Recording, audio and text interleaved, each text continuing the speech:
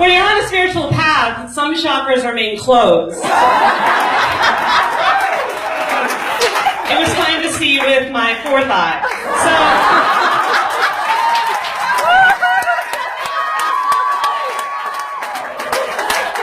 And sometimes my fifth. All depending on where Uranus was that day.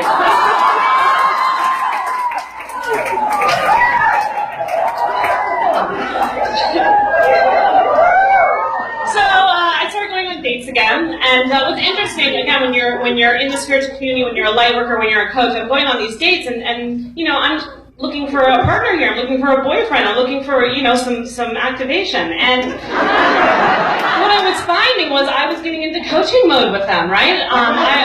One guy, he was an entrepreneur, he needed help with his social media, and next thing I know, I'm on there like helping him increase his social media following.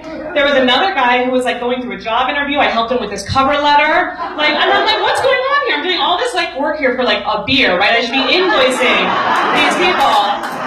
Like the next day he was like, I don't think it's going to work out with us, but I did get that job. And I'm like, yeah, thanks. So it's really interesting. And then, you know, I did wind up meeting this one guy, and it was great because there was that chemistry, that connection, and it's really exciting. And I realize now, you know, being on this path, doing what I do, I want to, before I kind of engage in that physical energy, I realize that it's best to wait as long as I can, because here's the thing. You know, when you're on a date with someone and they're into you and you haven't engaged in that way, they're like ready for it, they're hungry, and they're really interested in what you have to say. So for example, they'll be like, Danielle, yeah, your Saturn return, yeah, that sounds really hard. Yeah, tell me more about that. Yeah, Danielle, I would love to hear more about how, you know, the angels come into your dreams at night. That sounds really interesting. I would like to have that too, I think.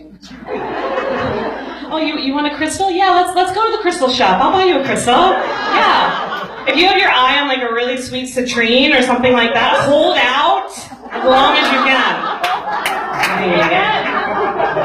So then I got to the place where, you know, we get to engage, right? And it's really exciting. And, you know, engaging with a non-spiritual man, spiritual woman. And for him, he's in this space of like, finally, like, we're going to get to do this, right? Like, how long can I hold out before I explode, right? That's like kind of what's going through his head, right? And then there's me, who all of a sudden wants to get into her goddess self. And like right before the act, I'm like, calling upon the ascended masters,